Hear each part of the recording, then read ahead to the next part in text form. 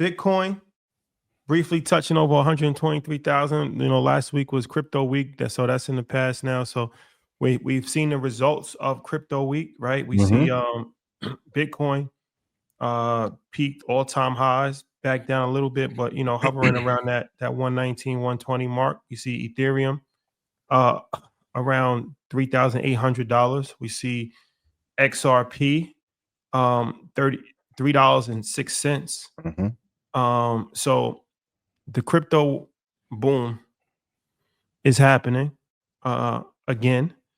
So what can we expect this time?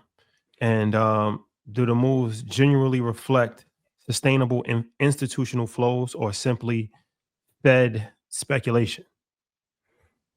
I think, of course, crypto is here to stay. I think what Crypto Week really signified was them taking it over from the people and being an asset class that they're going to own to make sure that they remain in power.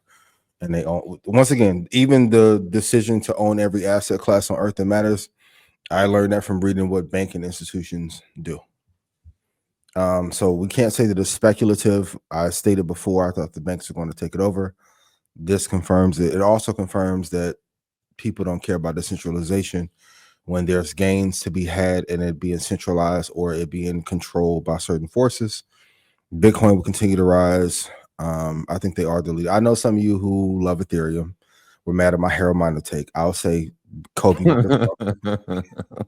Yeah. Say that again. So tired of y'all, yo. Yo, it's hard on Ethereum all year till David Sachs got in office. Cool. Nice bounce. It's still not Bitcoin. But good run. Hold every asset class for 5 to 10 years, the big four in crypto, and I think you'll be A-okay. It's a message we've been screaming forever.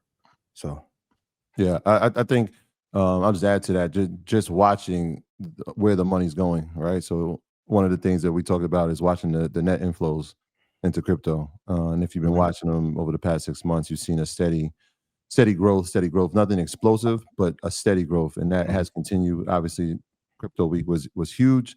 The president signed into law the Genius Act, which is to help regulating stable coins, which is kind of why we saw Ethereum move the way it moved, right? It had been, like you said, I told you, Harold Miner was just completely disrespectful, but it time was funny though. You know what? When it got clipped up, it stopped right there. It was like, I was like, damn. Yeah, but you can see why in terms of what Ethereum brings and what it means to the crypto space, why having the Genius Act and having the Stablecoin Act being signed into law would help it move. And obviously, we know Bitcoin dominance. And so that is something, and shout out to our boy Austin, keeping track of Bitcoin dominance, right? When you see it in between 40 to 60%, it means something about the entire market. When you start to see the altcoins start to rise, that tells you something about the market. So watching inflows and watching dominance inside the space will tell you where we're headed. And we've seen it. And then, of course, you have like federal policy, and you have interest rates and how that affects, or what we've seen, how it affected Bitcoin over the past few years. Obviously, we're talking about raising rates, and we're talking about inflation and how Bitcoin has been used as a storage place for people to park money. And so if rates don't get reduced, we could see this thing keep going, right? Absolutely. I know that all signs are pointing to September as the first rate cut. We'll see what happens. But it's not going to stop here. I think we're still on that upward trajectory for Bitcoin and potentially the entire space. I want to see the crypto movement have an Occupy Wall Street moment, though. Like, I want for audience, does anyone care about all the government involvement in crypto? And they just took it away, the entire plan. And while they increase inflation and debt to GDP keeps rising, they then come in with the investment, which I'm happy that Vlad got, to make sure every newborn gets $1,000 invested into the market. Then stable coins are initiated, and now everyone's all of a sudden pro crypto, pro XRP, pro Ethereum. Everyone's doing their Michael Saylor derivative strategy now as a result. Yeah, that's a great point. So when you speak Occupy, I'm thinking like, how do we take it back So here's the real question. It's like an inflection point. Do you try to take it back when you're making money? It's too late. Already sold out.